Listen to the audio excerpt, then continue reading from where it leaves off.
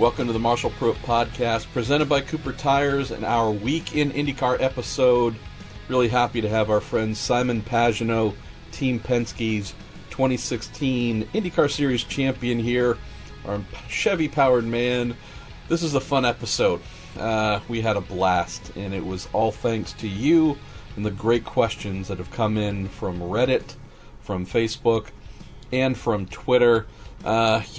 Simon's one of the good ones.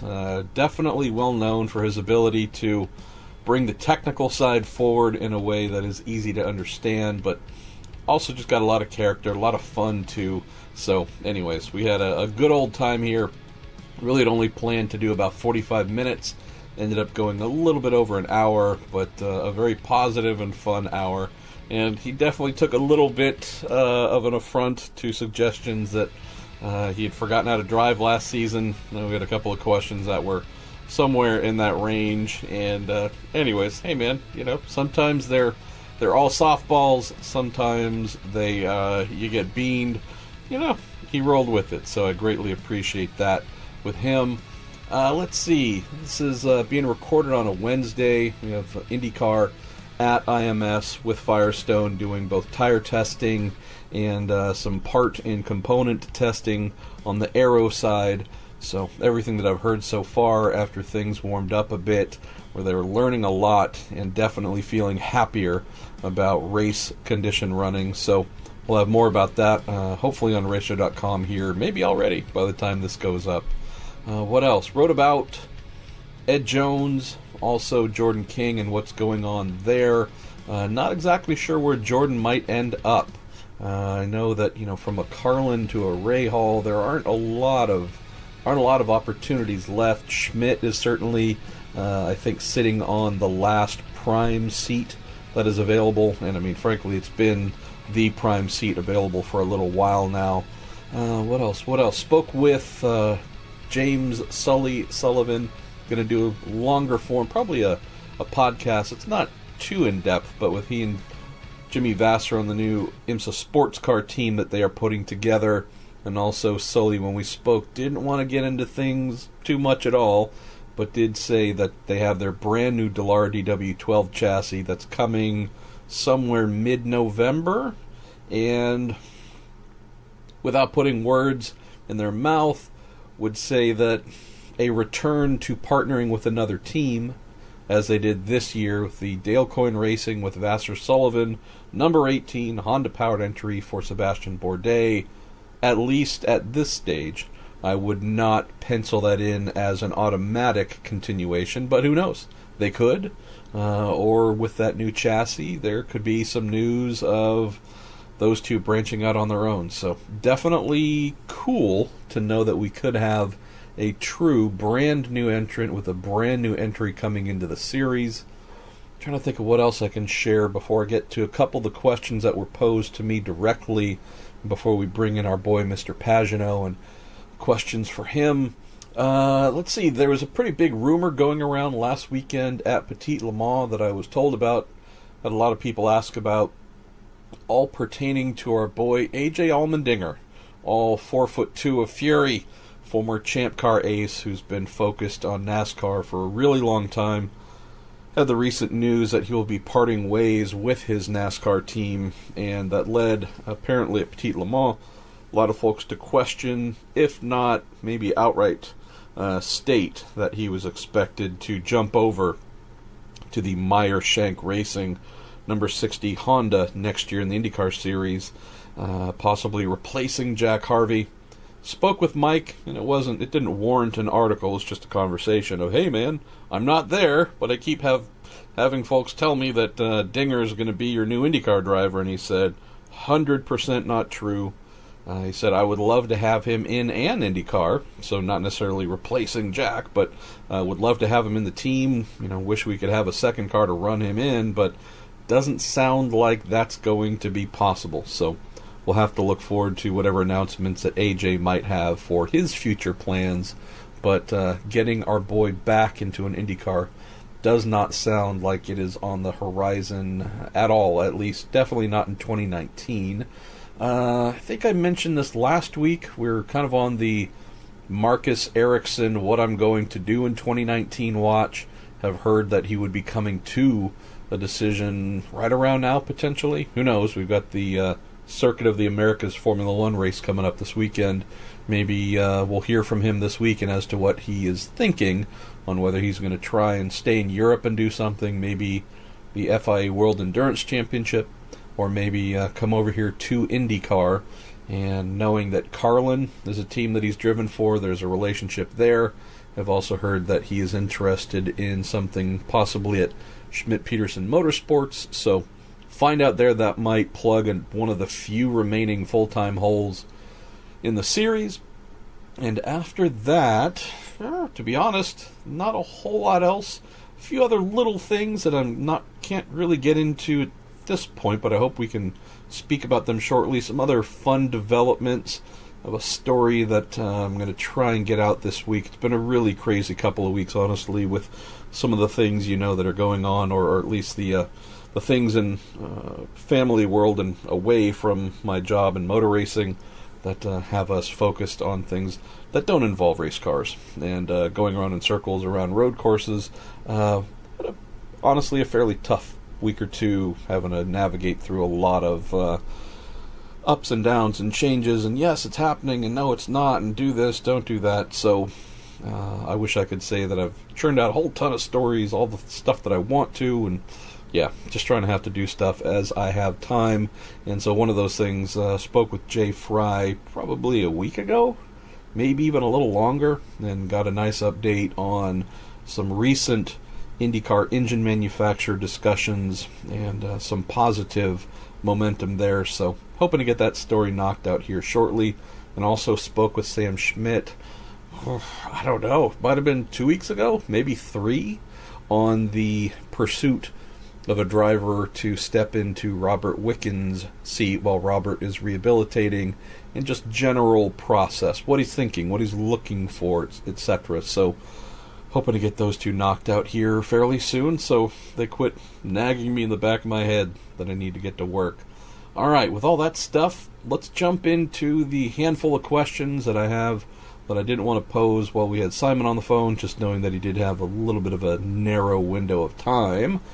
So let's start off here, coming in from Facebook, Darren Dubois, who says, Marshall, are you concerned the IndyCar Series dropped all the ladder series support races for Barber? He says, Barber's been a nice event for the support series in the past. Hope it is replaced with something. Yeah, I'll tell you, Darren, that did stand out to me a little bit. Just thinking not so much specifically the open wheel ladder, what is now the Road to Indy, instead of the Mazda Road to Indy. Just knowing that the Barber race seems to be one that is growing a little bit year by year, continues to be a thing that is becoming more of a standard point on the calendar that folks can plan for, know what they're going to get. I don't like change in those scenarios. It's one thing if it's been around for 20 years, it's got a packed audience, and they're there for the main series, and the rest is all just kind of filler. I do think the Road to Indy has been a big add, definitely a big contributor to the quality of the event. So, yeah, I share your concern. I don't know if I'd say they dropped the ball. It's not their series. That is run by Anderson Promotions, but the two series definitely work together to try and find as many dates that work. And for whatever reason, I don't have an answer. We're talking about why won't we have the same lineup for the Barber event early in the season. This is just a nice note that came in from Lynn Henderson Gale. Said, my husband and I listen to your podcast almost every night during dinner. Well, thank you. That's. I hope that's a good thing. She said, this past weekend we took a day trip, and during our drive we listened to one of your podcasts. My husband called it, quote, Marshall Pruitt on the go. Well, that's cute. That is awesome, Lynn. Thank you for the kind note there. Next one comes in from our man Greg Fetchick, also on Facebook. It says, Marshall, when a team buys a new Dallara, what exactly does that include? And how much assembly is required? Well, if we're talking brand new, it's complete assembly, Greg. And there are a lot of ancillaries that a team must buy. I have to admit, I maybe haven't locked all these things into memory as I once did. That's probably just because brand new Dallara DW12 started shipping around this time, a little bit later into the off season in 2011. So I'll admit, by 2018, some of this has fallen out of my head, but I do know that all the main chassis itself, suspension, bodywork, there are a lot of other things too that need to be ordered individually. So I'll need to go back and honestly look through all of this.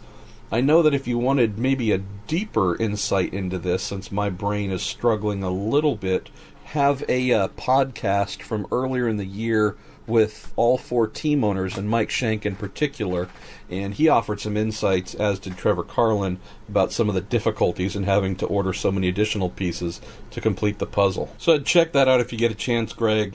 Like I said, I apologize, my brain's failing a little bit here, but I do know that between Trevor Carlin and Michael Shank, they definitely spoke to some of the suggestions on how to improve things when the next IndyCar chassis is commissioned and sold, to make it less of a ordering hassle and more of a streamlined proposition. So that was with all 4 new IndyCar team owners, and I believe we put that up around February or March of this year.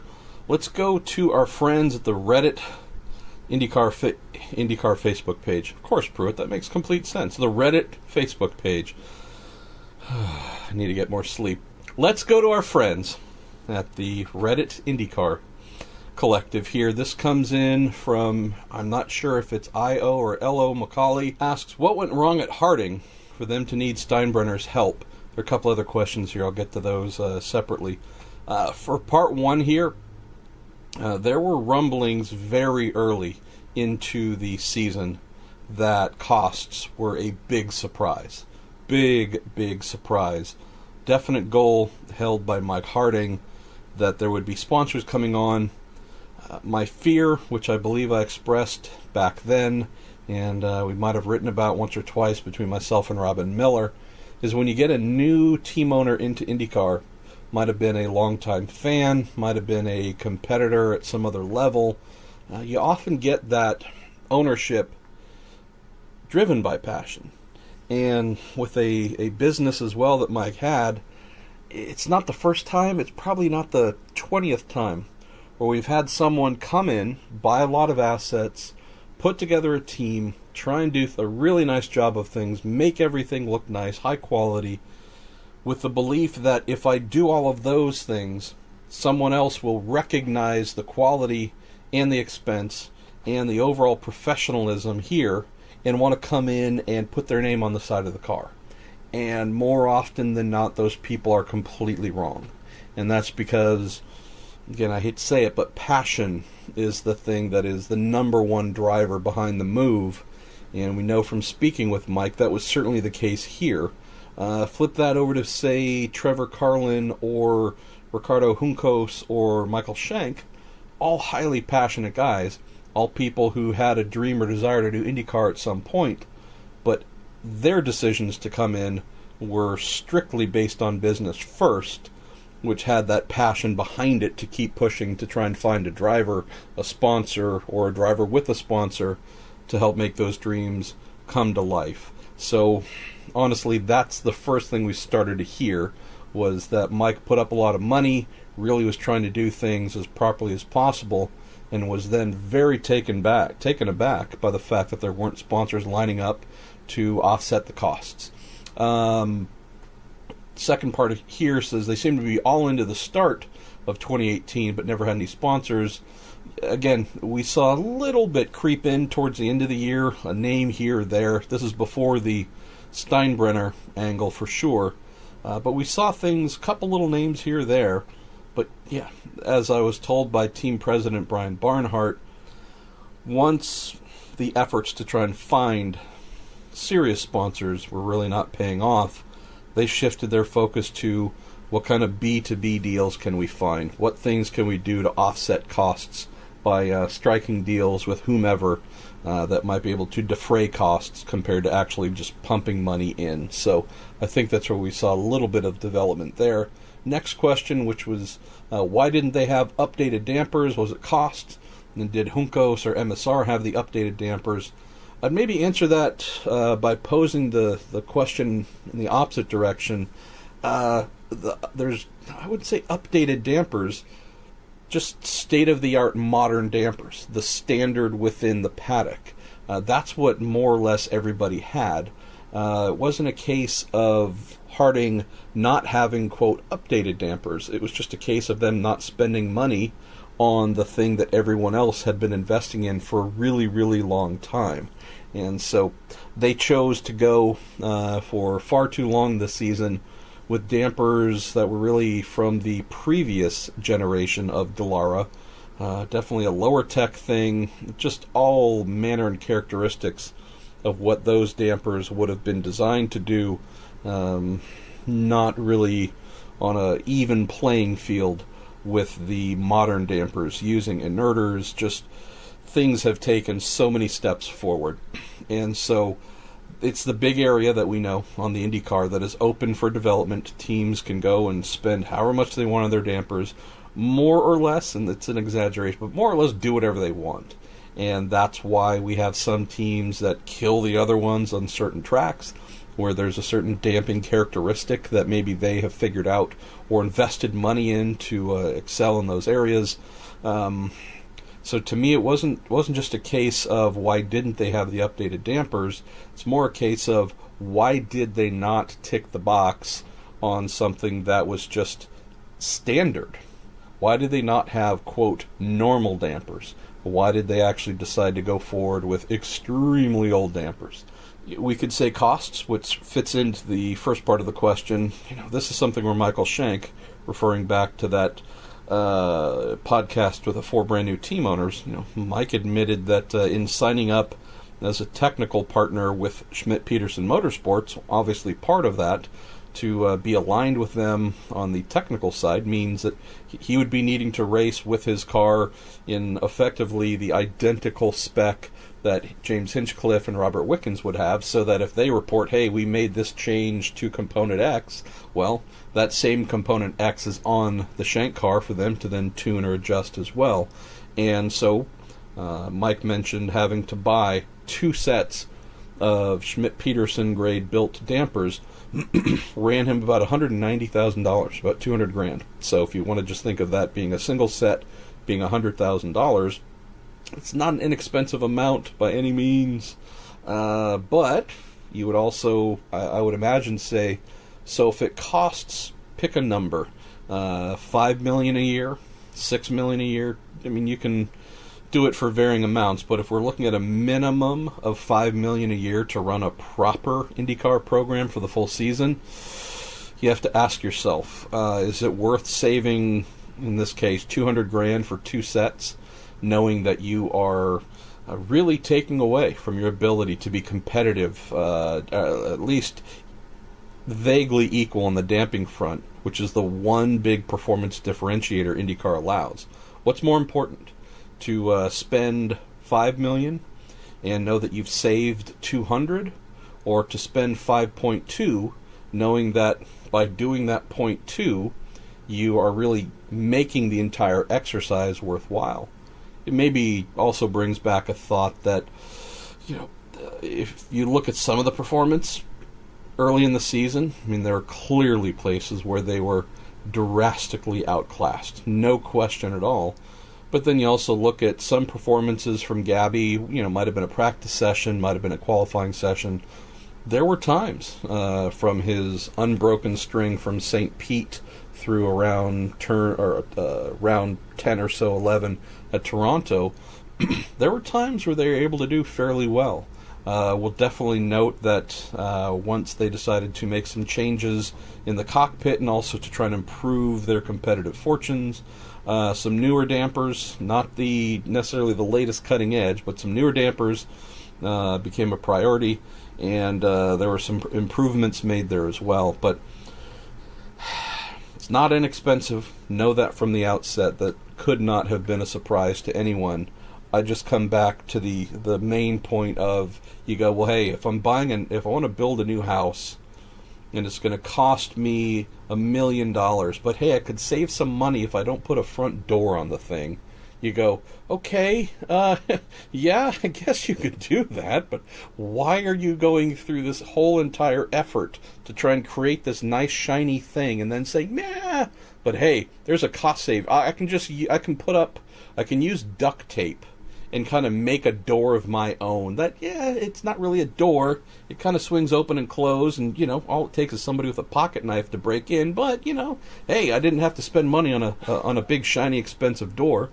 I maybe don't understand that line of thinking. So, I could also say that with the cautionary tale of what the Steinbrenner team has come into, knowing that really this had to be a Andretti Autosport facilitated effort in partnership with Harding, knowing that the Achilles heel was clearly on the technical side, I think folks have realized, if they didn't already know, for any new teams that might be coming in, for any Indy Lights teams that might be stepping up, saying, boy, this is really expensive, where could we cut some corners?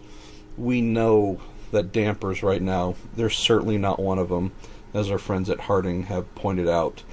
Final question here from me comes in from not Reddit, Facebook, Pruitt, you idiot, actual Reddit itself, Zach_Campbell_driver, who says, since the day that the podcast is normally recorded, it's the 7th anniversary of Dan Weldon's death, that being the 16th, apologize that this is going up on the 17th.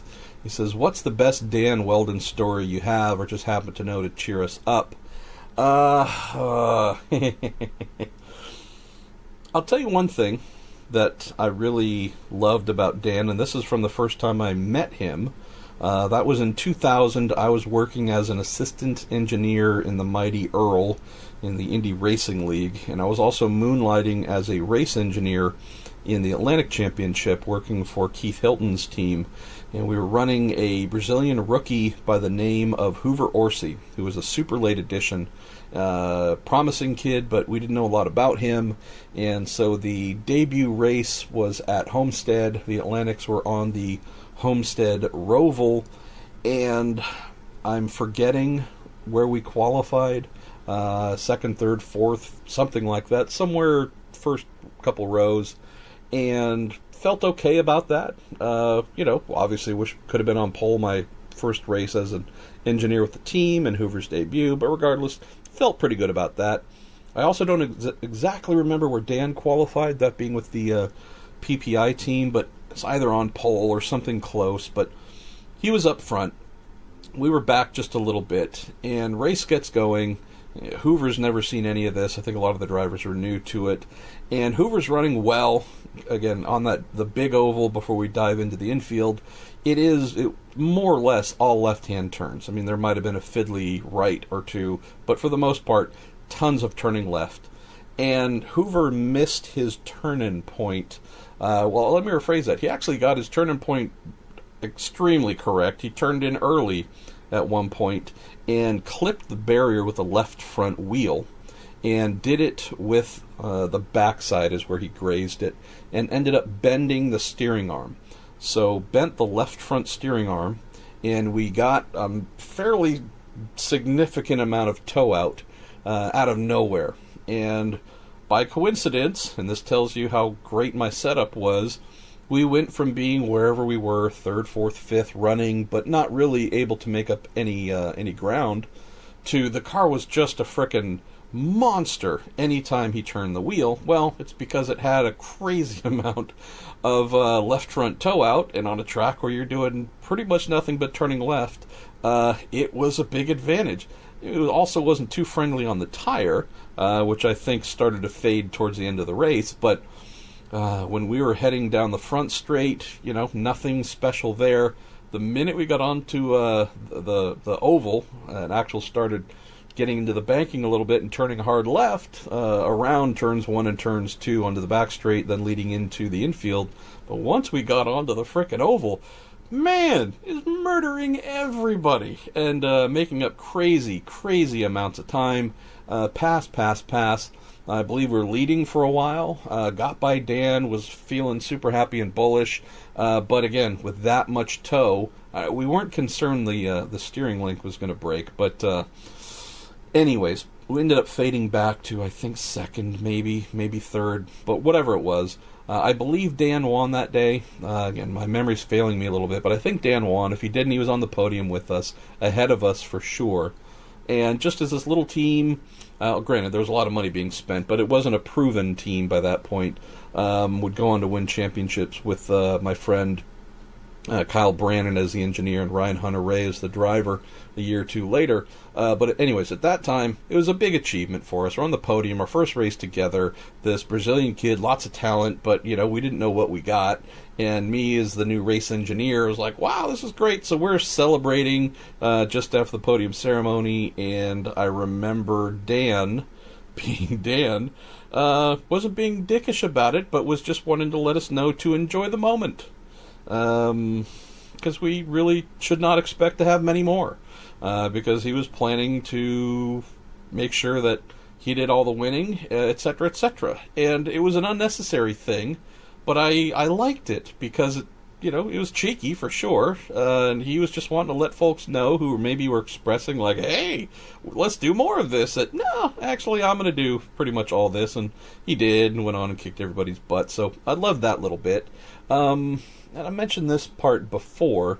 We had a lot of fun just whenever I'd call him or see him. I'd say, hey, how you doing, you sexy bastard? And he'd usually come back with some version of, hey, how are you, you non-sexy bastard, and would laugh at me mercilessly.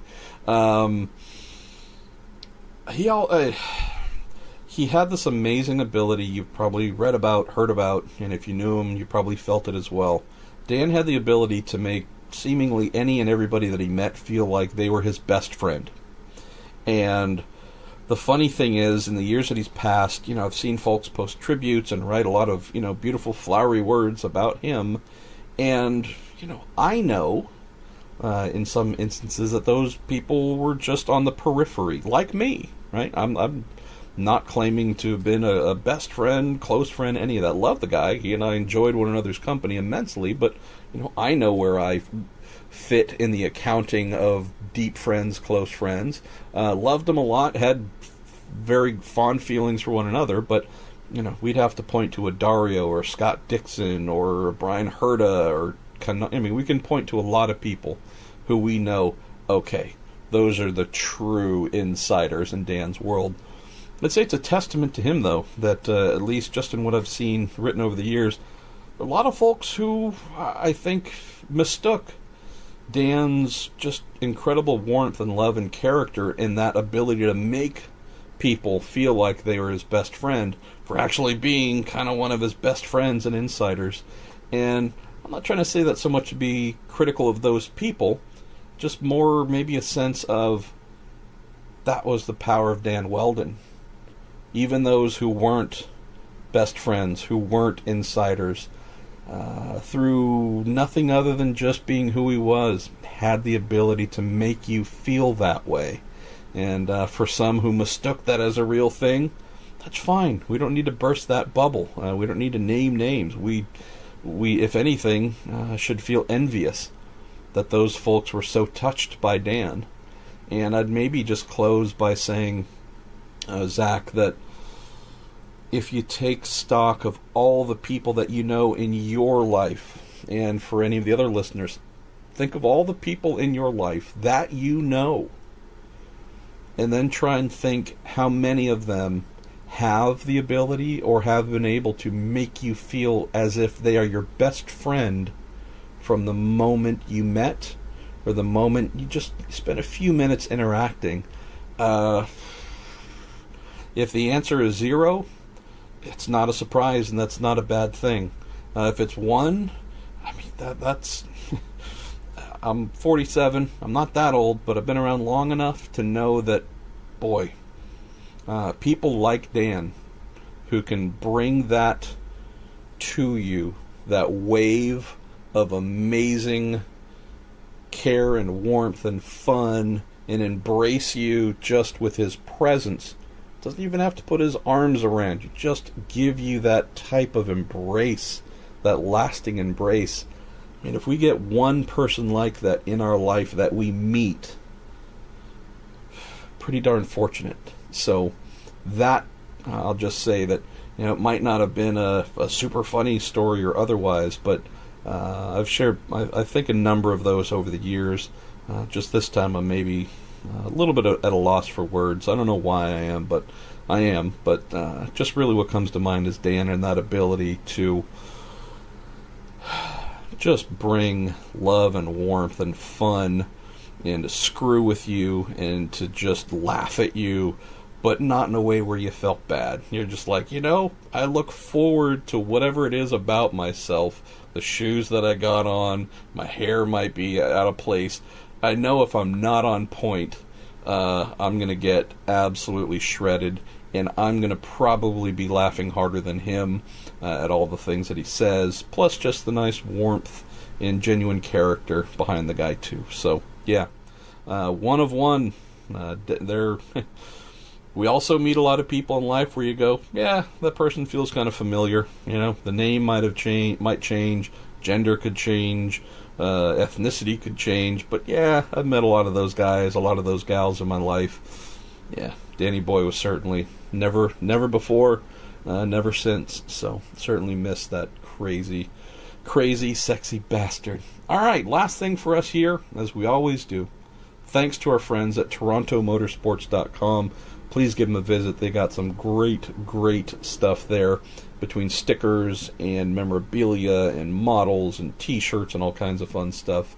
We always pick my favorite question from the previous episode and send that person a Marshall Pruitt Podcast The Week in IndyCar t-shirt, drawn by our man Roger Warwick, sold by TorontoMotorsports.com.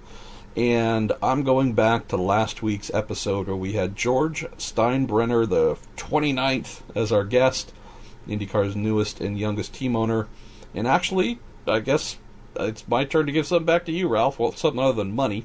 My pal Ralph Hibbard, who I see every year at the Indy Memorabilia Show, and he usually sends me home loaded down with press kits and old race programs and other stuff. Definitely always like investing cash into good folks like Ralph. Well, Ralph, I loved your question last week. You said, Mr. Steinbrenner, you've been around elite baseball players and elite IndyCar drivers. Are there any similar traits or what makes them different? And I thought that question brought out some good answers from George, talking about what he's seen on the Yankee side and then also on the IndyCar side. So, Ralph, shoot me a little DM in courtesy of TorontoMotorsports.com. We'll get you over a Week in IndyCar t-shirt in your size. So shoot me a DM, tell me what size t-shirt and an address, and our man Derek Koska at TorontoMotorsports.com will get you hooked up. With all that said, guess what? Time for actually a lot of laughs and just a lot of fun. One of my favorite episodes, probably of the year so far. And that's courtesy of our man, Team Penske Chevy's Simon Pagenaud. Simon Pagenaud, I'm struggling to think here. I know we tried to have you on the Week in IndyCar, I think last year. I think I might have struggled and failed, but you know what? Off-season 2018, glad to have you on, my man. Thanks for having me. Yeah, we're always trying, but schedule's not always easy, but we make it work. Well, we have some genuinely awesome questions that have come in from Twitter, from Facebook, and also from our friends on the Reddit IndyCar collective. And so I figured let's jump right into them. And our man Andrew C., who actually won a Week in IndyCar t-shirt last week for sending in my favorite question, I'm going to have him lead off with one that is timely. Andrew says, Simon, what are the biggest differences you experience in driving your Dallara Chevy IndyCar chassis and the Acura you just drove at Petit Le Mans over the weekend? How different or similar are they? And you can even speak to what the older P2 cars are like in comparison as well, and P1. Yeah, that's a great question. It's interesting because I really love having the opportunity to drive both cars, just for the simple reason that it allows me to just train different skills and just adapt to one car or another. It keeps your mind really open and fresh. So I would say the IndyCar is obviously quite nimble. It's very lightweight. It's got a lot of powers these days. we're above 700 horsepower these days, and very little drag. So it's a very fun car to drive on power. It brakes really, really well, and it's a monster. You really have to be fit to drive that beast, because the power steering is really missing. In comparison, I would say the sports cars it feels like it's got a little bit more downforce. The downforce obviously quite sensitive because it's mostly dominated by that big front splitter and the bodywork of the car. The tire grip is a lot less, so it's a bit of a trade-off. The steering on the prototype is very, very sensitive. It's very direct, very pointy. It's quite fun to drive. It drives a bit like a video game, just because it's when you want to point in a direction, it just goes there really quickly. So it's something to get used to. The biggest difference is the heat. Just getting used to the heat. Having a windshield and the roof is tough. And when it gets hot outside, it's probably the biggest difference that I found in preparation. I would say the sports car is less physical because power steering and a little slower, but the heat is a different factor compared to the P2 cars or the P1 cars. It's the tire is the main difference. I'm used to drive on Michelin. Now we have the Continental right now, and it's a very different tire. It behaves very differently, so very different feel. But overall, I mean, it's still a car with 4 tires and a steering wheel.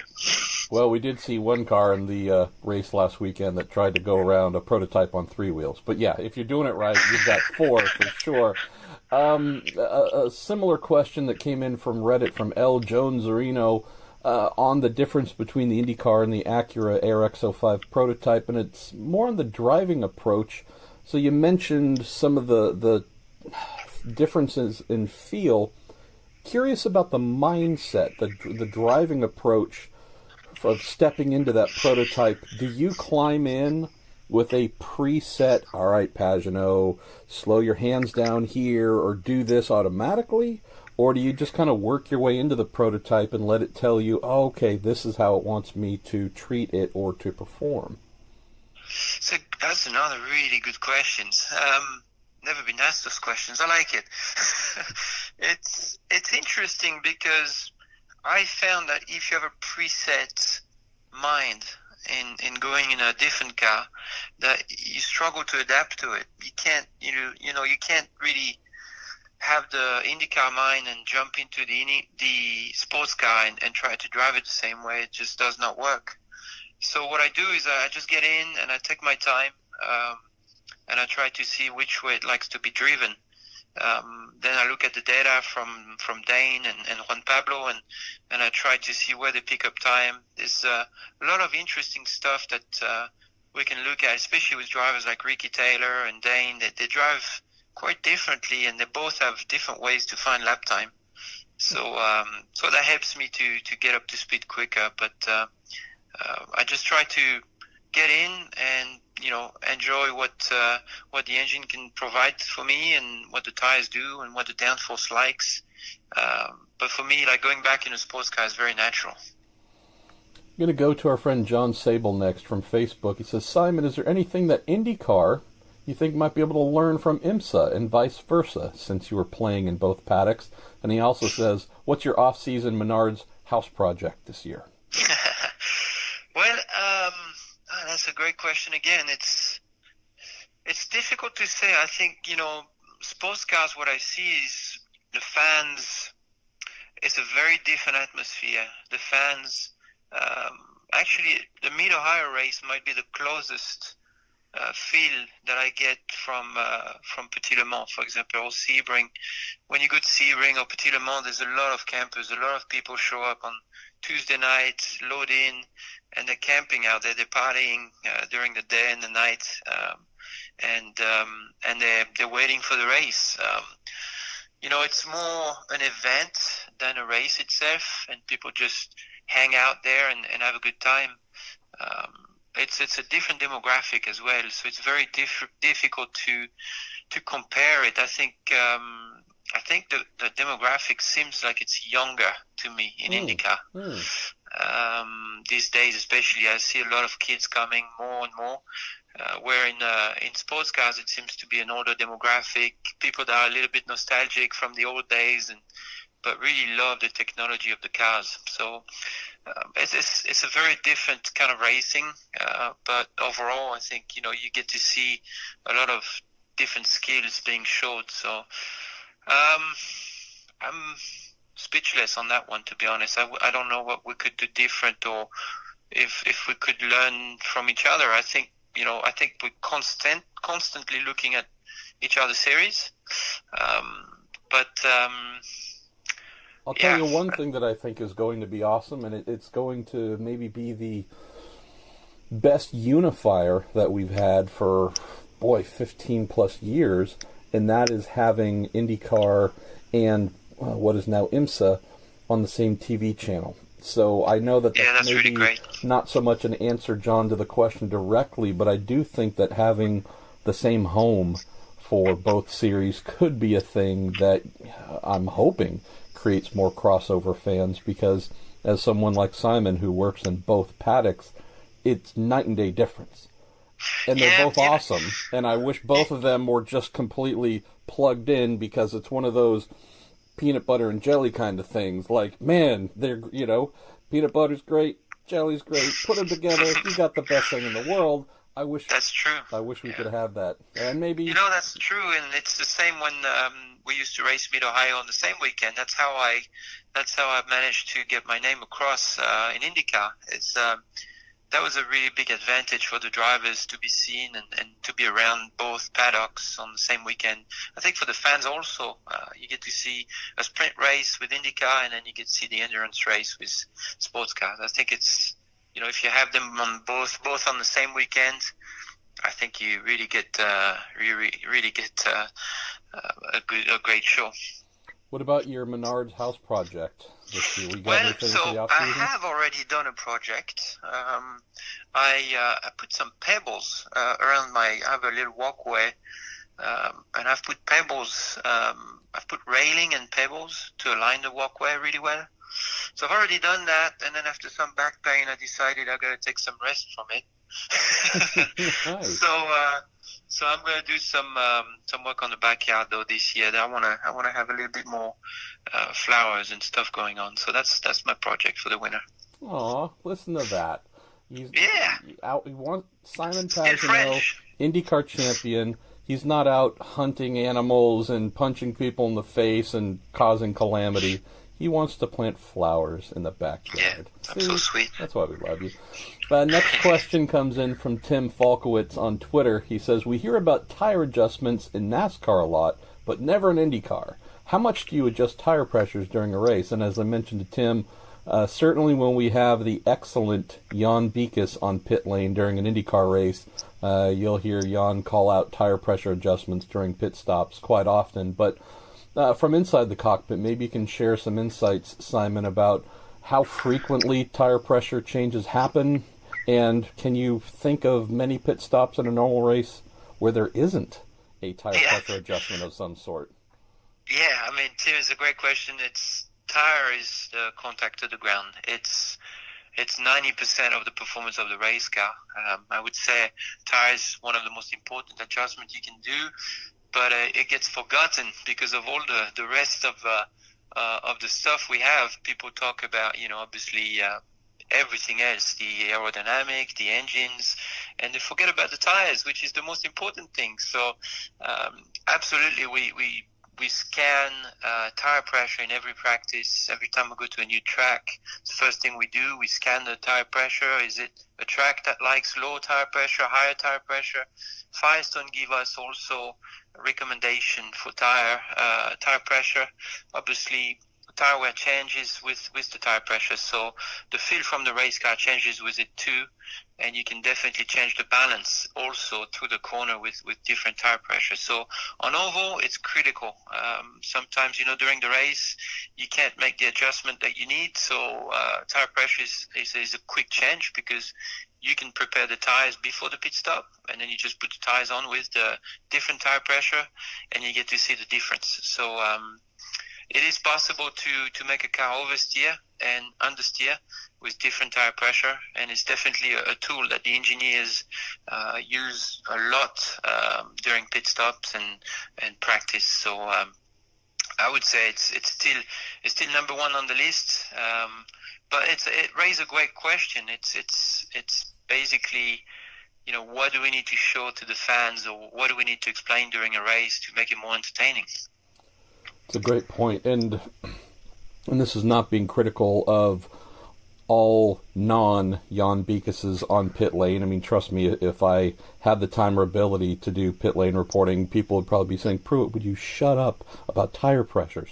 Because I'd be talking about it constantly as well. But I think it's also just a case where many of the folks who do pit lane reporting don't necessarily come from Jan's background as a former driver, or someone who just is really plugged into the technical side. I mean, we obviously do have a bunch of great former drivers in Justin Bell and Brian Till, and you name it, across a variety of series, but I wouldn't, they've maybe had reputations as more drivers than driver/engineer types, so really wanting to know the setup changes isn't a big part of what you'll hear elsewhere. But I think maybe that's something, to your point, Simon, as we try to convey more about the sport to our growing audience.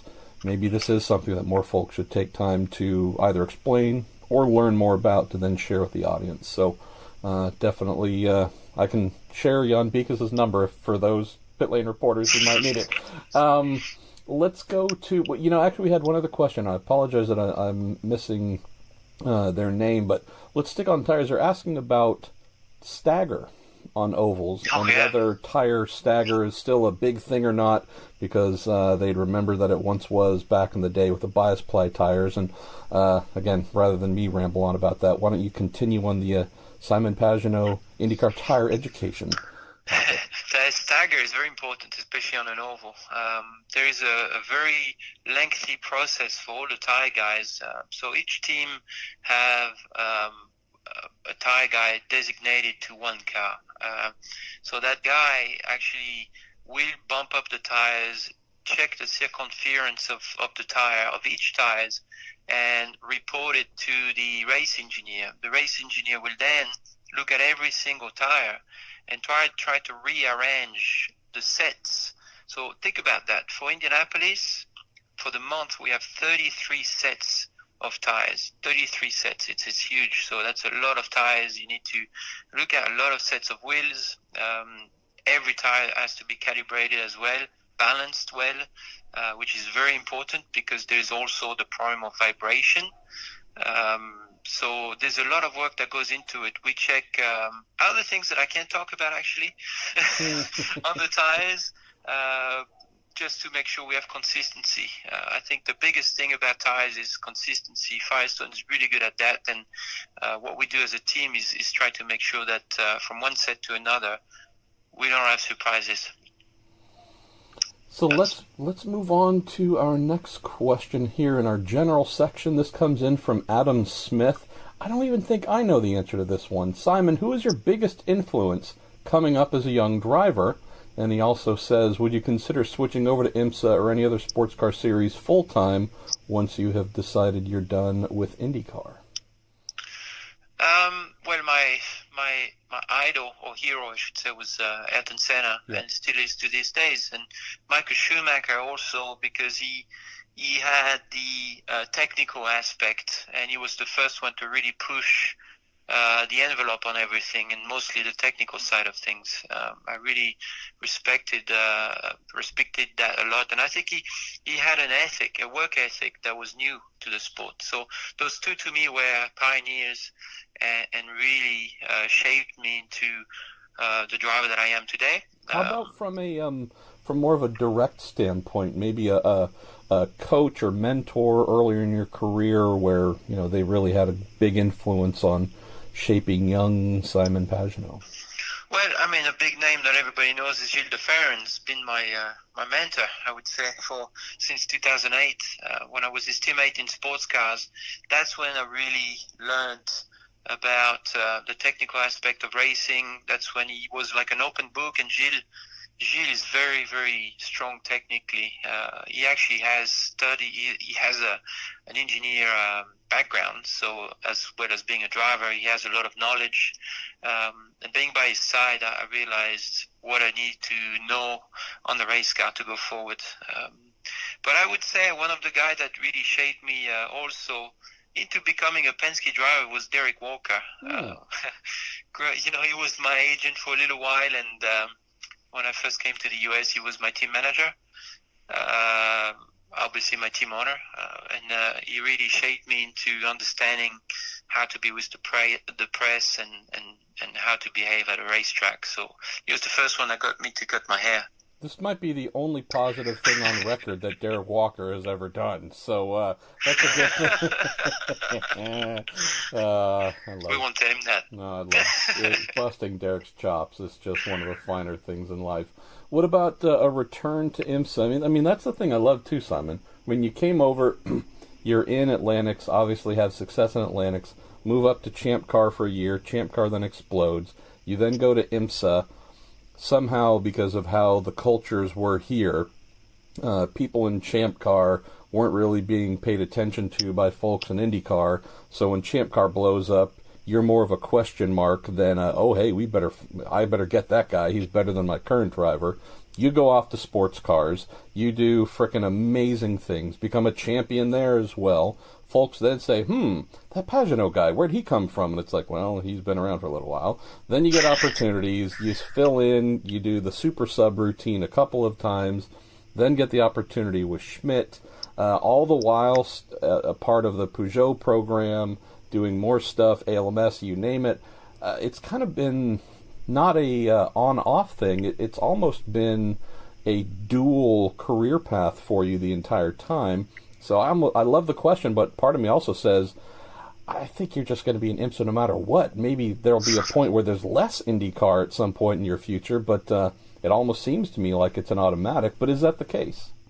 Well, I love endurance racing because I really love the fact that you have to think, you have to pass people, you have to, it's exciting, especially driving. There's a lot. The races like Petit Le Mans was 10 hours. I mean, a lot can happen in 10 hours, and you have to be focused for a long period of time. You can't make mistakes. The team has to execute perfectly. The driver has to execute perfectly for a long time. It's a very different pace with a different kind of intensity. But in the meantime, what I love the most about sports cars is the discussion, the debrief with the engine engineers and the chassis engineers, the aerodynamics. It's you can do everything you want. I mean, when I talk to the engine engineers, we talk about things that I can't talk about in IndyCar because we're not allowed to do anything. It's a spec series in IndyCar these days. And that's frustrating to me. I want to do, I don't want to do tweaking on the engine braking, the traction control. And I mean, it's fascinating to me. So I really love that. But at the moment, I mean, my focus is IndyCar because I love the competition that there is right now. I love, it's so rewarding when you when you get a pole position or win a race.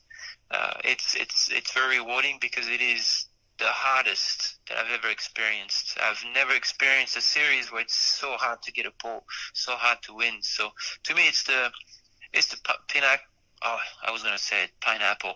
It's the pinnacle. Let's call it the pineapple. It is the pineapple. The pineapple of racing. I love it. So actually, that's why I do it, and we'll see what happens in the future. I want to be in IndyCar for many, many years to come. I want to do sports cars on the side like I do right now. Then if there's less clash, I want to do more. I want to be in the race car every weekend. So I'm open-minded. Well, at some point in time, you'll probably put it away, hang up your helmet, and open a beautiful little Pagenaud florist shop or something like that. So, there's other chapters. I just think there are ways down the road. Our friend Jerry Sutta says, if you could pick a European round for the IndyCar series, where would you choose for IndyCar to go? Well, I'm French, so I'm biased. I would love to, I would love to race in France. I think people really would love the sport, and you can see it's growing. Obviously we have a channel called Canal Plus. It's a really nice TV channel, really popular, and they show the races, which is tremendous. And I'd love to just go there because it's my home country. Racing in Paris would be really cool.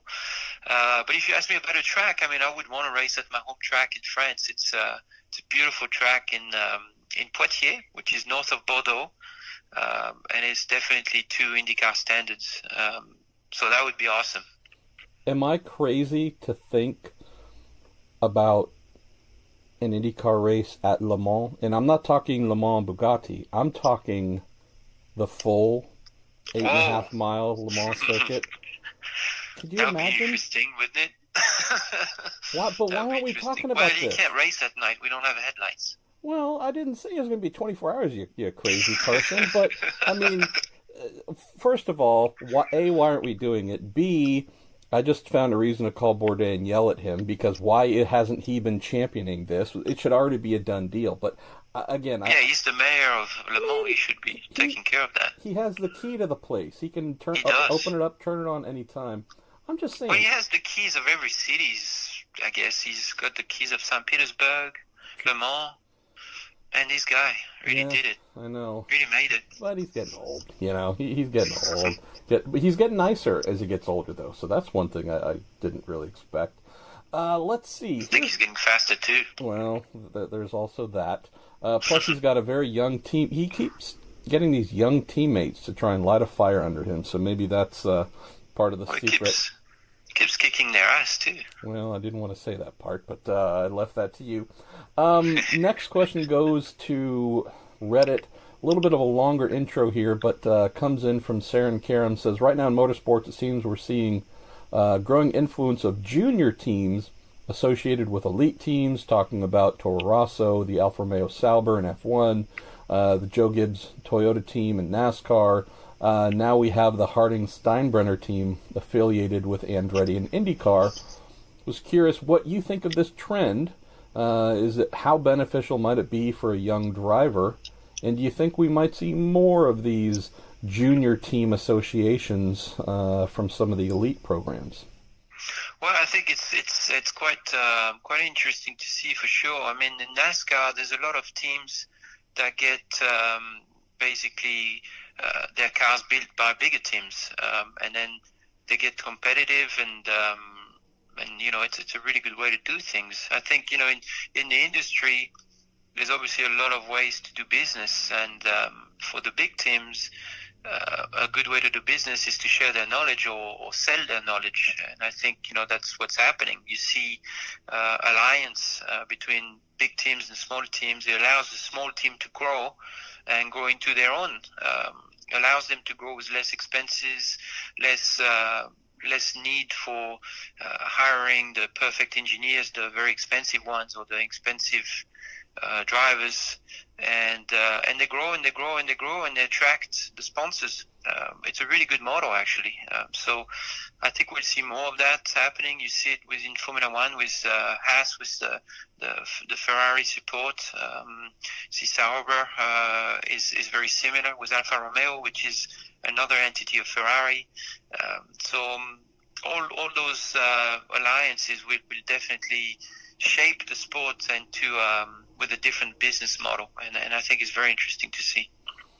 Let's see, we've got a question here from Corey Matthews, who says, what does your off-season schedule look like, since, sadly, the 2019 IndyCar season is so far away? So, what's what the next couple of months look like for you? I get asked that question a lot. A lot of people think I just sit at home, read books, and meditate. No, I just don't do books, but I meditate. Well, it's a great question. A lot of people don't understand that actually being a race car driver is also running a business. We're on the road constantly throughout the year. To give you an idea, I spent 140 days at home only this year in my home in North Carolina. So the rest of the time I'm on the road. The rest of the time I need to think about driving the car fast. And your mind can only be 100% if you focus on one thing at a time, in my opinion. So I can't focus on, what are my expenses like, what my logistics and travels are like, or where I'm going to be in a month of time. So I need people around me to help me organize all that, organize my schedule. I've got a therapist on the road with me as well. I've got my motorhome that goes on the road with me. So there's a lot that goes into it, a lot of preparation also in logistics before the year. And that's basically what I'm doing right now. I'm looking at everything I didn't have time to look at for the business during the season, and I'm trying to understand how we can optimize the process of everything to make it more efficient, and that's the non-racing stuff basically. And then starting November 1st, I'll be starting my training again, physical training, mental training, do a lot of simulator with the race team as well to try to prepare for next year. There's a lot that goes into it, and very few days off, really. It's about being able to switch your mind to different things and make sure that when comes March, you're fully focused on racing. What about some of the fun stuff like heading home to see family in France, or combing through various local auctions and such for cars you need to add to the Pagenaud collection? Yes. Well, that's part of my my extra time, really. Cars is a problem, is an addiction. It's an expensive passion, so definitely keep looking on auctions every day. Sometimes I try to forget about it, so I don't put my finger in the gear. But there's cars are always a passion of mine, so that's another thing. Some cars need some TLC, so I'm going to take one of them actually to Indianapolis for some TLC shortly, and then we're going back to France in December to go see my little nephew, who's about to be 1 year old, Wow. 1 year old, and my friends, because I have a fantastic group of friends in France that I've known since middle school, and we're a great group of friends, and we love to get together. So I get a few weeks with them, and we're going to go skiing together. Now, I haven't put out Season 2 of Who the Hell Are You, which you participated in, but I should ask, are those great friends you've known since school some of the ones you mentioned where you might have found something underneath a bridge while riding your bikes? Yes. That is correct. Oh, Lord. Same friends. Yeah, I'm just telling you. And when they look at me, they don't see the race driver. They don't need that. They know the true Simon Pagenaud. That is for one. Sure. Well, I still got to get to work on that, but I can tell you, of the 21 episodes that I recorded for Season 2, you saw my reaction from across the table, where I was just wide-eyed half the time, like, are you freaking kidding me? I thought that was a normal thing. Yeah, sorry, folks, that we're kind of not going into specifics here, but yeah, this guy, I'm telling you, think you know Simon Pagenaud? No, there's a dark underbelly we're going to get to here. All right, well, let's get through our last couple of general ones, and we'll get into some of the more specific questions folks have sent in. Our friend Ryan Terpstra says, what race have you not had a chance to run that you would like to if you were given a competitive opportunity? Kind of a bucket list race that you haven't done, or just, hey, I'm free that weekend and it's a good ride, I'm in? Well, I ran Monaco the weekend of Formula One when I was graduating through the ranks back in 2005, and that was fun, but I wasn't in a competitive car, so bit of a shame. Really beautiful track, not like you would imagine. It's not bumpy, it's really smooth. It's not like one of those street courses we see in the US, so interesting. But anyways, I would have loved to have a chance to drive a Formula One car there, but if I had a chance someday, I'd love to drive Ayrton Senna's McLaren there. That would be pretty awesome, wouldn't it? That would be a bucket list a dream come true for sure. But trying to replicate that crazy lap he did there in Monaco would be pretty cool. But on my bucket list, when I'm done with IndyCar, is I want to drive. I want to compete in the Monte Carlo Rally, the WRC Rally, and I want to do it in the main series, in the WRC series, to try to win it. Wow. Well, that is a brilliant bucket list thing, and that's maybe one of the underreported, which I need to take some blame for, aspects of your career.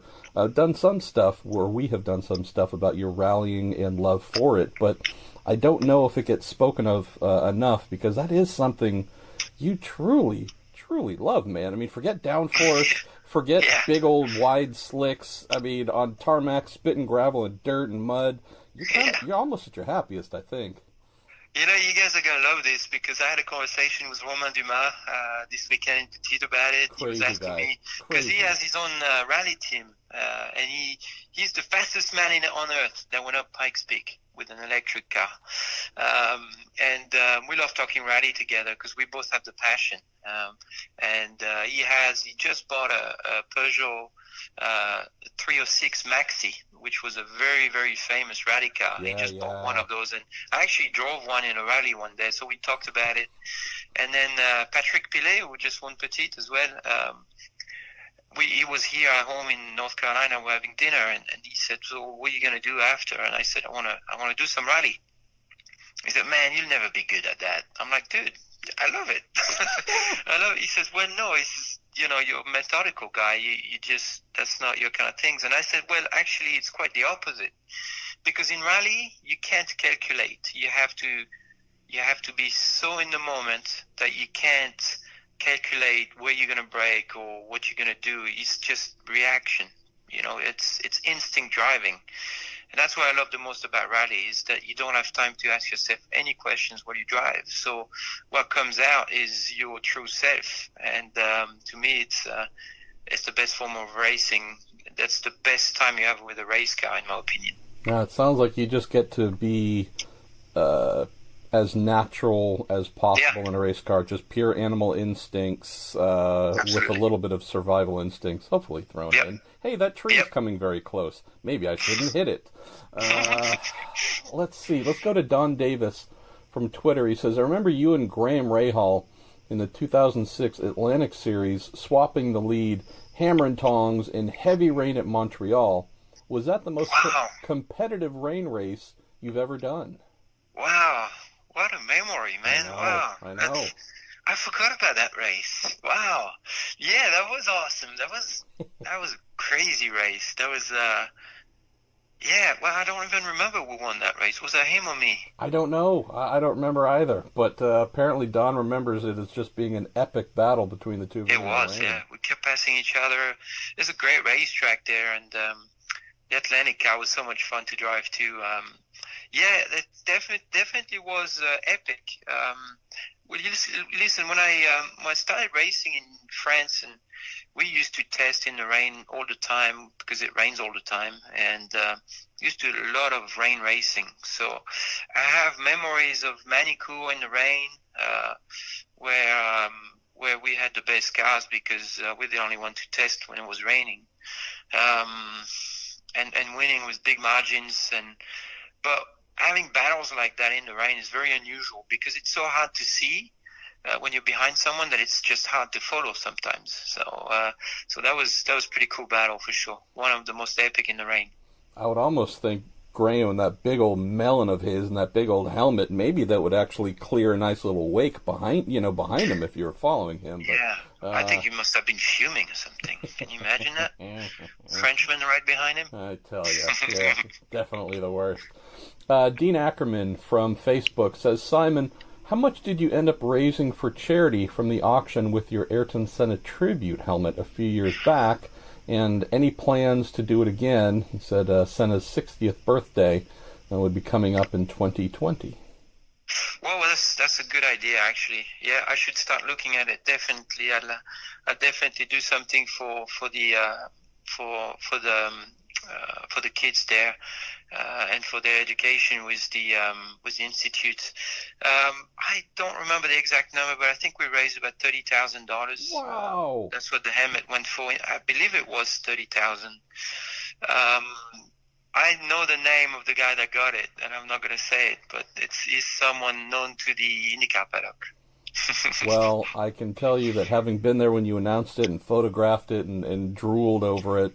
It was such an honor to, get to drive with this paint scheme, and the biggest honor was not that. The biggest honor was to be in touch with Vivian and Bruno, who definitely blessed it. I would have never done it if they didn't bless it. So for me, that was special because I felt closer to the family, and it was my way to thank them for everything that Ayrton did for my life, really. So, and it was great to be able to obviously help the kids as well that needs it. Well, this is a perfect opportunity to put you on the spot a little bit. I've always meant to follow up and ask. So back at Indy, I think in 2014, I gave you, just as a gift between friends, a little old special collection of 4 Ayrton Senna VHS videos. Yes, I still have it. I never gave it back. No, it wasn't meant to be given back. It was a gift. Have you ever watched them? Though? Oh yes, I did. The problem is I don't have. I would like to watch it again, but I don't have a VHS recorder anymore, so I can't see it. I only saw it once, and it's a while back now. That was awesome. Well, you live in North Carolina, the land of Walmarts and that kind of stuff. I can guarantee you there are VHS. Amazon. There are VHS players for sale there, and eBay as well, I'm sure. Let's see. Let's wrap up the last couple of general ones, and we'll jump into another category here. Thanks again, man. This is good fun. It's good fun for sure. I like this section. Let's just stay on this. Well, we're keeping the throttle down. Nick O'Pop from Facebook says, Simon, what's the best or most satisfying corner or section to drive on any circuit worldwide? Wow, that's another really good question. I tell you what, one of my best memories of happiness in a race car, well, the first one that came to my mind was Salt Lake City, Utah, with the P1 Acura. The Miller Motorsports Park? Yes. Really? Yes. Wow. Yeah, just had a blast. This track suited me so well. Everything for me was so natural. And with that car, I could do whatever I wanted. So it was just, brake as late as you can, turn and get on the throttle, use the traction control right away. No coasting, no waiting on anything. It was just, wow, such an incredible track for me. It's one big long straight, the big front straight, and then it's a very unique track if they use, well, actually any layout, because after you're done on the big straight, it's effectively all corners. They're little short shoots, but you're just turning the whole time, braking, accelerating. Yeah, I imagine no wonder you love that. I love that track. And then the second memory, it's more a defining moment, really, for me in my memory. It's not about results, but it's more about how it felt at the time. Spa, my first pole position, pole position too, with Pagenaud in a 908 V12, sorry, the diesel. In Spa, and it was a one lap. The tires, they only wanted to send us out there for one lap, so you only had one lap. First time at an event with the Pagenaud, first time against my teammates who were all former F1 drivers, and I went through that track and put a perfect lap together. It was really awesome. Wow. Well, let's move to the next section, which is on 2018. We've actually gotten through all the general questions. We've got 4 folks who've asked questions on a theme of somewhere between what the hell happened, did you like or not like the new Universal Aero Kit, and or what are you hoping to have different next year? So we've got Brock Bolton, Todd Hutchins, Donald Gowron, and Chris Rafferty have sent things in. And let's just go with Brock's. Again, there's a little bit of an assumption here, but we'll see. He says, did the old aero kits suit your driving style more, or do the new universal kits with less downforce suit you better? And there are kind of variations on that theme afterwards. So I've heard that.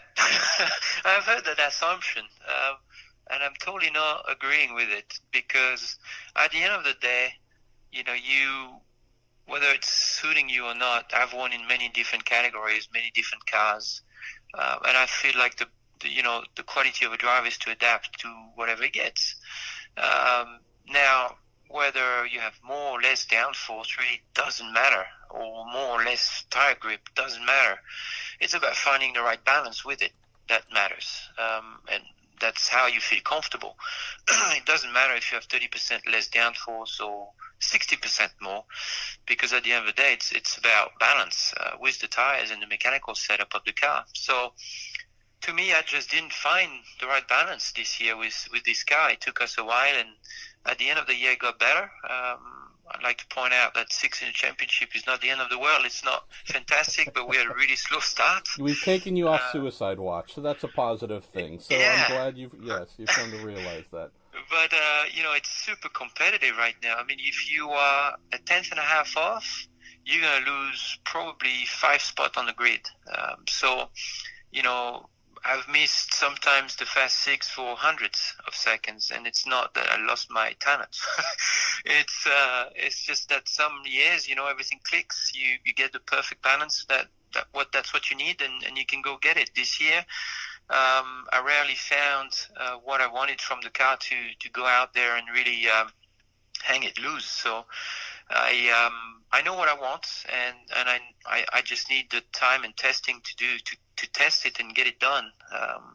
We're getting there. It's definitely been huge improvement since Detroit, and we're getting there. But it's certainly taking more time than I expected. But as you can see, the competition this year was really, really high, and I think we didn't have any advantages. So it's about finding a little bit more to be able to have a little bit more pace.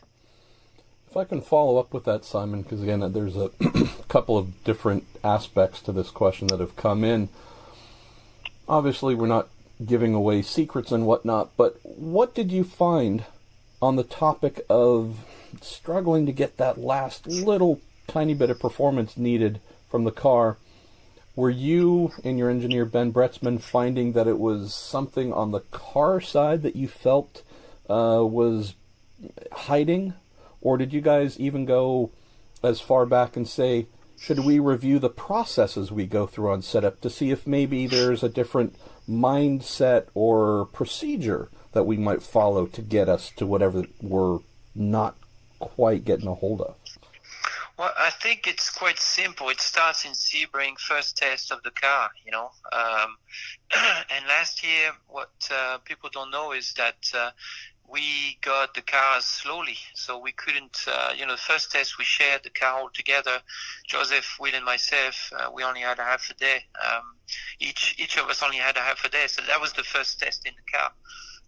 On that day, in Insight, I think maybe it would have been better to do a full day later on to really understand the package. But nothing to do with the race team, nothing to do with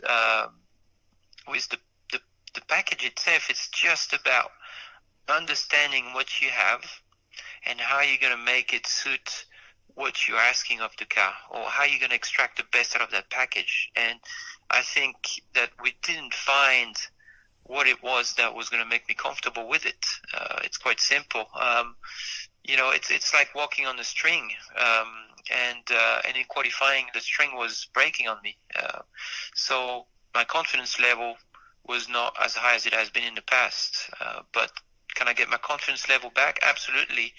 The day that I'm going to be able to find that consistency or a more linear feel of the car, that's really what I'm looking for.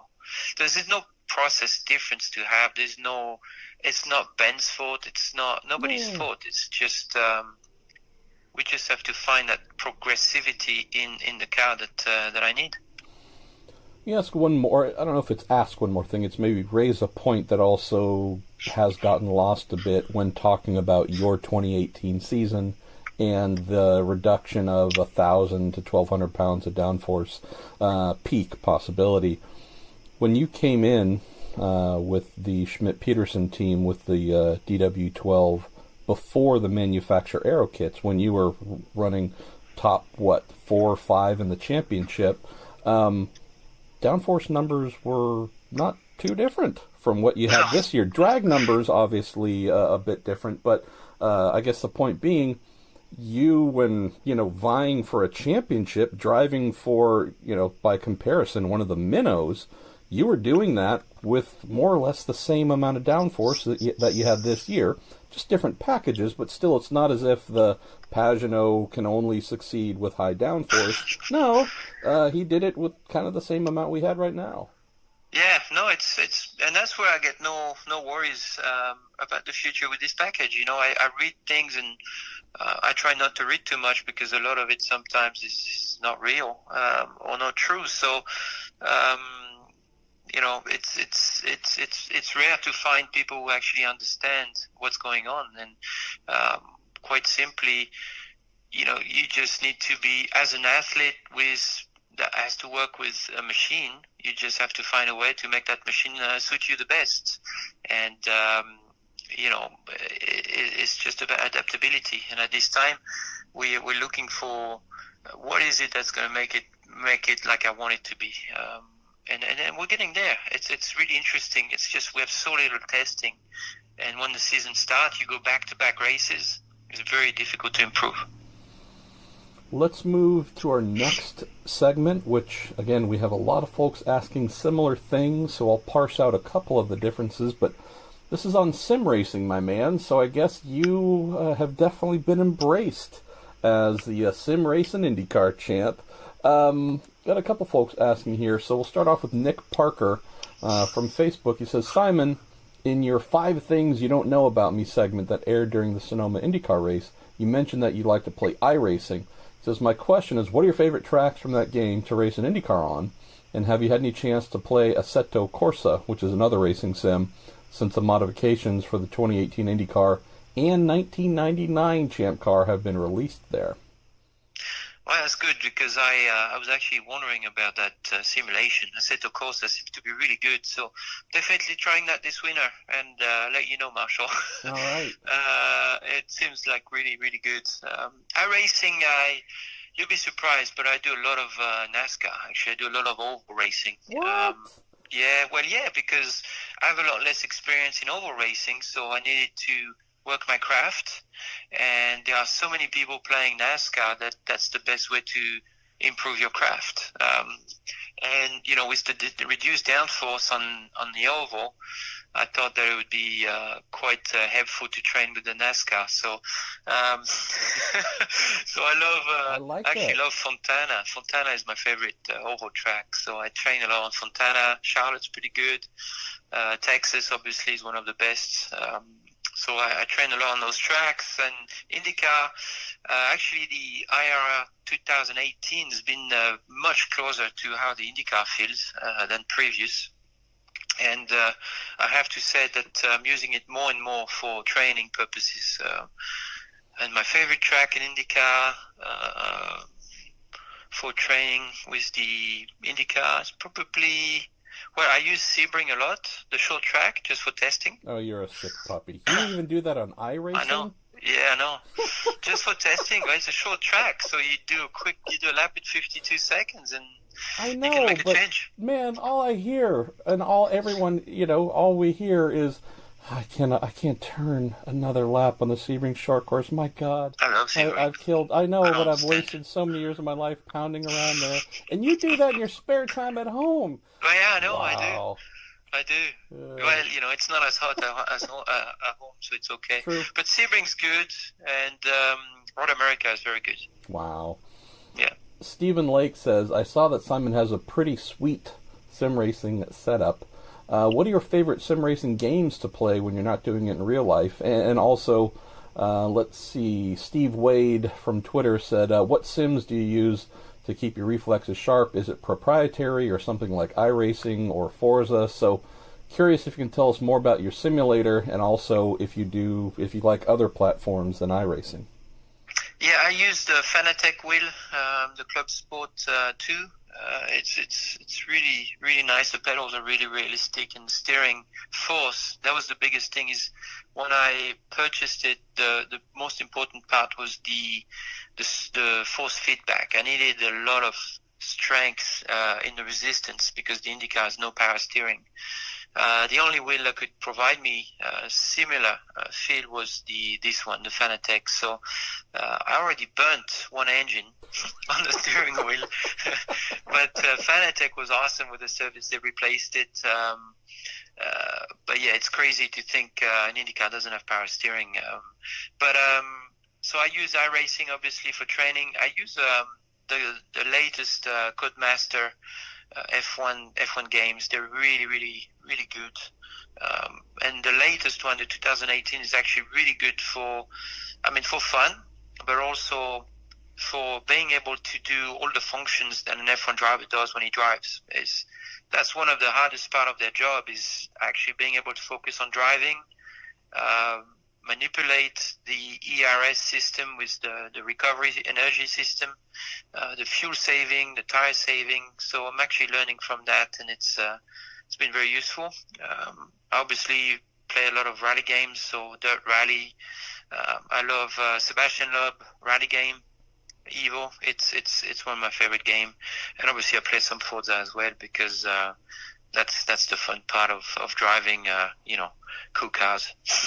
I love the fact that you got to call your freaking physio after you're done with sim racing because you're trying to burn out your forearms to replicate the IndyCar. You're a freaking madman. I love it. I'm crazy, yes. I love it. All right, well, we're going to jump to our final section, and that is all of the fun questions that have come in. And as I said to you before we started recording, of the many things in the world that I love. So no more questions about why I can't drive a race car no more? Oh, no. When you and I are done, when man. you hang up, I'm going to talk so much crap about you and how horrible you are. But this is really just a pity call. It's the only reason I have you on. I feel bad for you.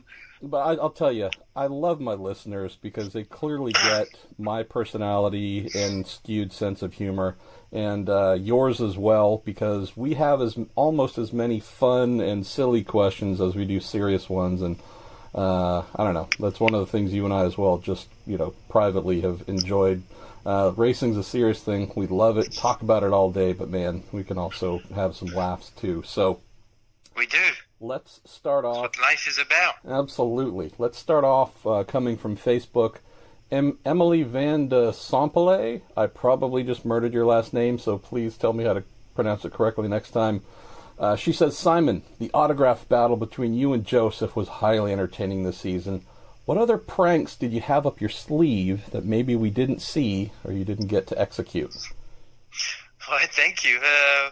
I had a lot of pranks up my sleeve, but the cup one was definitely the top notch, and definitely I was hoping it was going to be one of the last one because it was going to be hard to top that after. But pulling over your teammate, that might have been the highlight of the year. Putting him over, yeah, that was fun.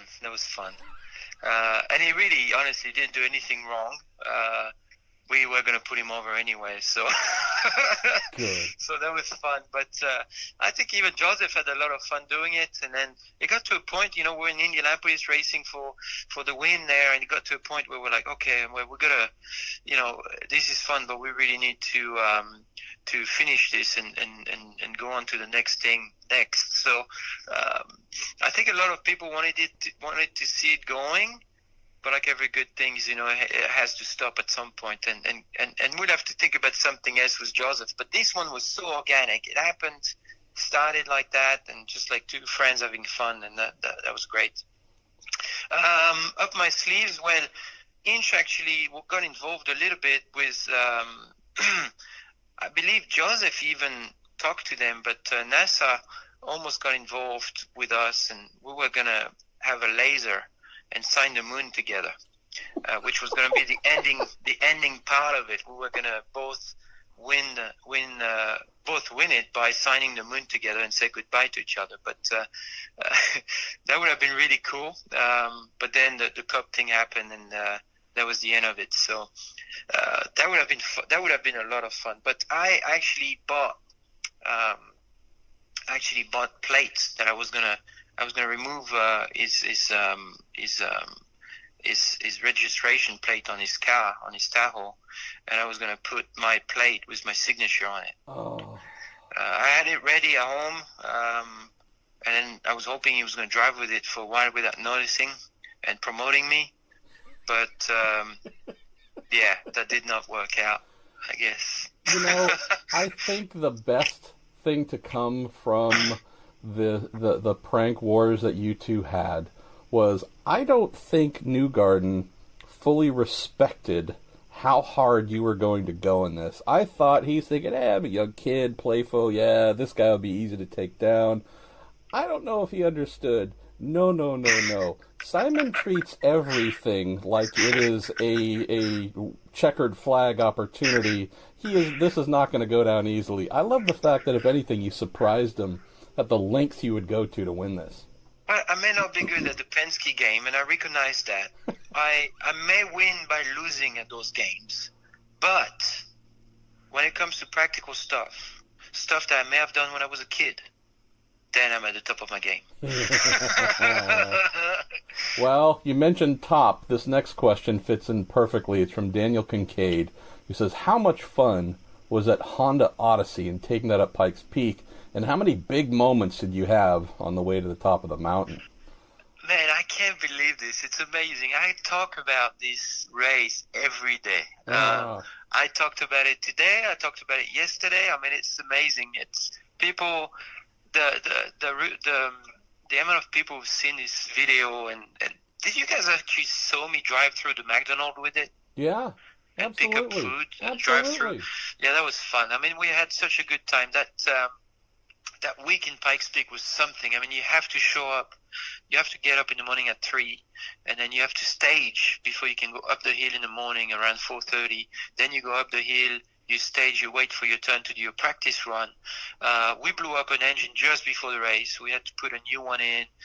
We took it to a dealership. They put the engine in overnight, and I managed to do the race. That was an incredible experience. A lot of fun with all the Honda folks. In Ohio, that was awesome. But then, so the event itself, it's crazy. So you wait in line for your turn, and obviously I'm in a minivan, first minivan ever going up the hill, and I'm last. Basically, I'm one of the last guy to go. I think behind me there's a semi truck that's going. I thought that was crazy too, but then you're waiting in the car, and basically it's a mountain, so. The day starts beautiful. Sebastian Loeb goes and does an incredible time, and it was really cool to watch. And then there are also motorbikes going through. And the motorbikes, the problem is some of them have bad crashes. So you actually get to see the motorbikes or the cars come back on the flatbed completely destroyed. Oh, Jesus. So you're just seeing this trail of horrors Yes. coming across before Sitting you go up. Sitting in line in the car, ready to go, and the weather starts getting bad. There's rain coming down. Now, I don't have rain tires. We're going to find rain tires. We're finding rain tires. We're putting the rain tires on. The rain stops. You're like, okay, well, what do I do now? And then there's a report there's snow at the top of the mountain now. Well, this is reminding me of the scene in the brilliant HBO miniseries Band of Brothers, where you have effectively the new soldiers waiting to go in during the Battle of the Bulge, and walking all of the injured and just, half-dead soldiers walking back, having just come from the Battle of the Bulge, looking at them like, you seriously expect me to go in there now after seeing that? Pretty much. I mean, it's not as bad, but yeah. Wow. So then we leave the rain tires on. So I never driven the Odyssey on rain tires. I know it's a minivan with a really high center of gravity, and now I've got rain tires on. So that thing was about 650 horsepower. And so now I don't know what to expect. And there's basically, so it's basically a mountain road. So I'm like, okay, well, I've got some experience with that. I've done it before. I've done mountain roads and snow and all that. Okay, let's go. So I went, and I looked down on the tack, on the speed tack, and I'm doing 120. I'm like, whoa, it might be a bit fast. 120 in a minivan going up Pikes Peak on the rain. So we actually did really well. I think we finished within, I think we finished 32nd overall, which is pretty good because there were like 170 cars. And I didn't have any close moments because I did keep a margin under me, and the car was quite good. Wow. Yeah. I mean, I think that's why folk remember it so much, because it was just pure insanity. I mean, there was no sense whatsoever, and typical you're like, yeah, I'll do it, sure. 650 horsepower in a minivan up Pikes Peak, rain, snow, whatever. Oh yeah, I'm all about it. Yeah, that was me. Yeah, that's me.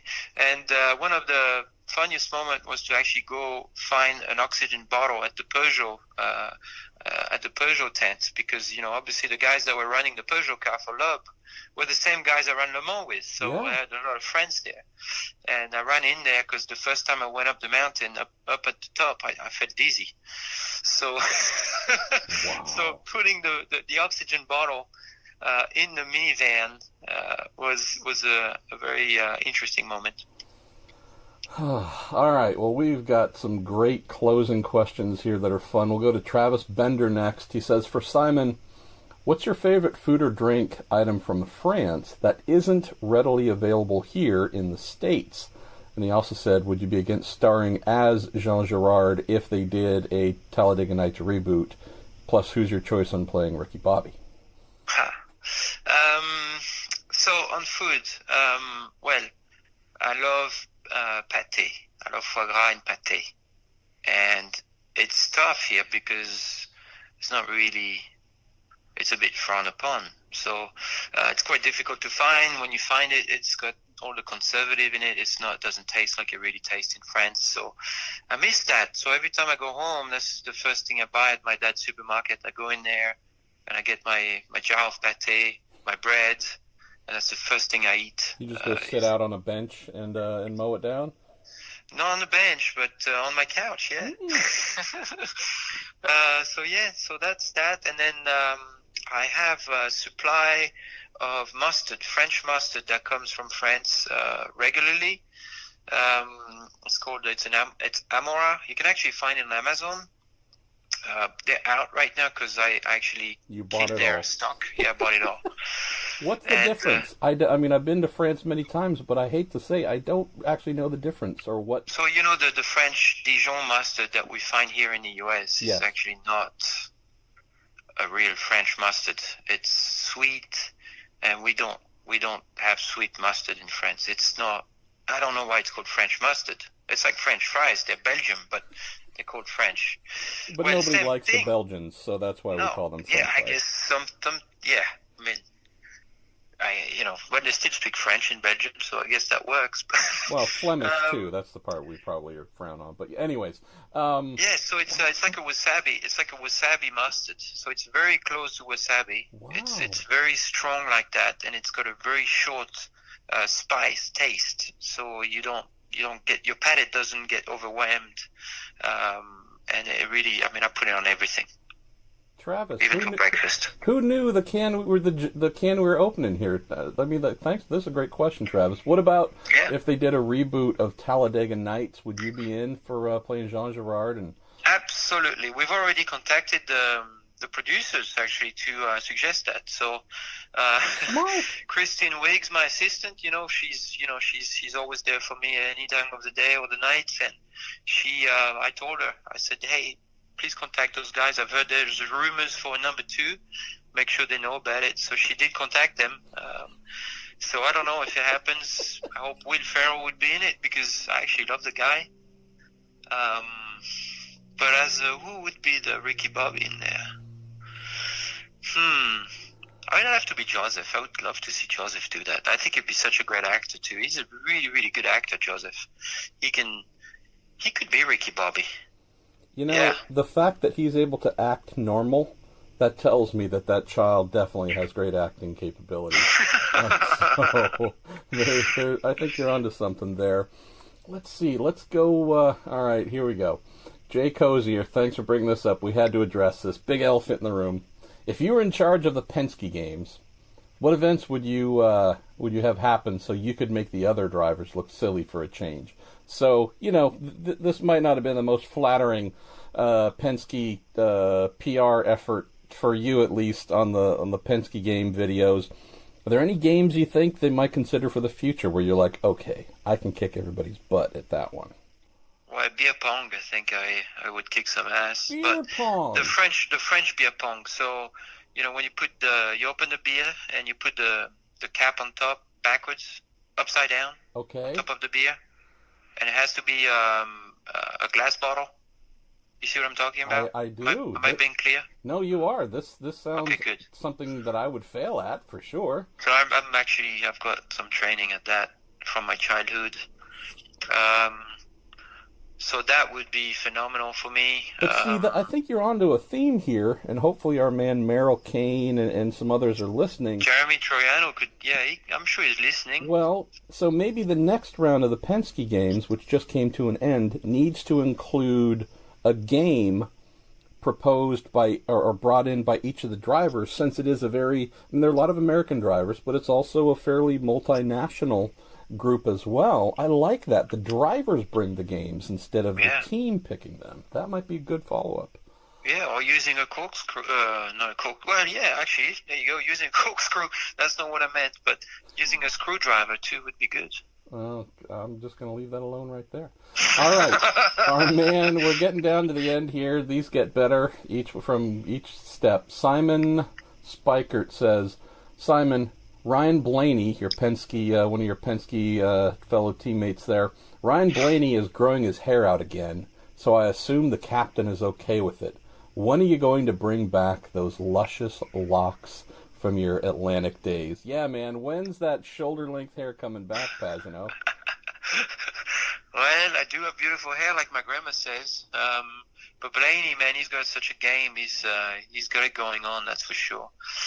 Man, I would rather grow my beard, but I don't think that would go very well. So I don't know if I've ever seen you with a beard. In the past, I mean, the scruff. Okay. Yeah. A scruff I'd be happy with, but, you know, it's yeah. I mean, would you rather have a scruff, or would you rather drive a Penske car? I think I choose pretty quickly what I want to do. Yeah, well. So, you know, it's pretty simple choice there. So you're saying all I have to do is shave my beard and I'd have a ride with Roger? I never looked at it that way. I think you might have a chance. Okay, yeah, well, but then you'd have to look at my face, so I'll just stick with the current plan. Let's see, Jamie Carr says, a Frenchman, an Aussie, a Colombian, and 3 Americans walk into a bar. Which group has the largest bar tab? Wow. Well, it depends. I mean, is the French walking in with the Colombian or the American, or... Well, I think does it have to be a group, or can it just be one nationality? No, apparently the way Jamie set it up, it's this full group here. It sounds a lot like a Team Penske lineup almost. Well, I mean, it depends on the day, but I think the French would be pretty competitive at that game. That should be in the Penske game too. See, I guess. Because you'd be ordering some really high-quality wine, and that's not cheap. Power. It gets very expensive. But at least you don't have a headache the next day, because it's good wine. Power would probably be drinking rubbing alcohol. I don't know. I don't know what... Marmite? What is it? Marmite? What is it? Oh, Vegemite? Vegemite. Oh. Marmite. Yeah. Vegemite. Oh, yeah. Actually, you use Vegemite if you have alcohol poisoning, to use that to vomit up and clear your stomach of whatever you drank. I have no idea what the Colombian might be, because Montoya, I mean, he's insane, but he's not I don't think really... he does anything, no. Maybe, no. Taco Bell is the main thing. All right, let's get to the last couple of questions here. Robert Northway from New Zealand. Thanks for sending this in from down under. He says, that's cool. Yeah, exactly. He says, And I put this in the fun category. Of all the tracks you've driven on, what's your least favorite? That's awesome. There has to be one where you're like, man. I love those questions because, it's down to the point, and those are the questions you never get asked. Well, I'd love to drive it in a different kind of car to see if it's really the track or if it's just the package of the car and the track together that I didn't like. But I don't like Watkins Glen. I'm sorry. Wow. I know everybody loves Watkins Glen, but I do not like that track. What about even the bus stop? Or just, were there sections? Nothing about it I appreciate. Wow. That's... I'm so sorry. No, nothing to be sorry for about. being honest. No, but that's why I love these questions, man. I'm telling you, my listeners are the best. All right, we're down to the last couple here. Brad from Twitter asks, have you ever sat in a debrief with Mr. Power and thought, I can't understand a bleeping thing this guy is saying? I wouldn't say I don't understand what he says, but I often wonder what he's thinking. What is he thinking? Or if that's the other question we have for Power. Is the light on? Did someone turn the light on in there, or is there just a little hamster on a treadmill? What kind of light is it? Yeah, see, I spoke. Well, granted, folks should know we love Will Power. He is truly one of the greater gifts to the world. I was talking with Power on, I think, Friday. I was sitting in the car waiting at an appointment. And he was drumming, and he's like, hey, you want to hear a funky beat? And I'm like, sure. And he just starts going to town for like a minute with the genuinely funky beat. And then we picked up talking about, I forget, whatever else. But that's that's Will Power. You don't know what you're going to get. It's going to be kind of crazy, but it's also damn funny, too. I love that guy. All right, 2 questions to go. And we definitely save this more towards the end because you're going to have to help explain the context a little bit. This comes in from some guy named Danae Cameron, whomever that is. Or Mike, Dane Cameron. There we go. Dane Cameron. All right. That's right. Your Penske teammate asks, do you think French onion soup is overrated? ? And he also copied Juan Montoya on that question. Well, my first answer to that is, Dane, do you have that much time on your hand that you can actually read what's going on like that on podcast or listen like that? I mean, what the... Anyways. Be better, Dane Cameron. So what was the question? Do you think French onion soup is overrated? Oh, you didn't ask if it was smelly? No, but maybe... Was that the other complaint you heard? Well, that was the main question that was asked during the Petit Le Mans race, if it was smelly. So I assume that's what it was going to be. But is it overrated? Absolutely not. It is beautiful. It's got cheese in it. It's got onion. It's an amazing beverage. Listen to that. Listen. And it's not just a beverage. It's also food. I know, but you said beverage, so I'm thinking in a can. Like you go to 7-Eleven and get your French onion soup in a can. I don't know about that. No. That might be overrated. All right. Well, we've saved the last question. We're actually going right back to Brad from Twitter, and this is drawing from a bit of Talladega Nights, but this is already, I think, going to be my favorite question of the week. Brad says, Simon, can you name something France has given the world besides democracy, existentialism, and the menage a trois? Well, I would say first off, the Statue of Liberty. Which is where? Where is it, Marshall? That would be in New York. There you go. That's one. That's a pretty good one too. And then I would say wine, red wine. Okay. Yeah. I'll take it at face value that was a French invention and gift to the world, but okay. And then the beret and the moustache, I think, comes from France. Okay. I thought the answer just might be me, Simon Pagenaud. Oh, no. No, that's not me. No. Okay. No. You're pretty good. It's not about me. You're not necessarily above the menage a trois. You might fit between democracy and existentialism. But, there's something. Maybe. Well, again, now see, this might, it's not a game, but this might be a question you could pose to your Penske teammate. That's a great question. I'll reuse that. All right. Simon Pagenaud, you're a joy, man. Thanks so much for taking some time here in the middle of a quiet but busy off season already. And thanks again to our listeners who just sent in great stuff, intriguing stuff, some funny stuff. This is kind of my perfect cocktail of what I love this little Week in IndyCar podcast to be, my man. Just something where we can think a little bit, learn a little bit, have some laughs, and do it with our friends in the paddock like you. Thank you, Marshall. Good times. Thank you very much. All right, brother, and thanks again to Cooper Tires, and we will speak to you next week.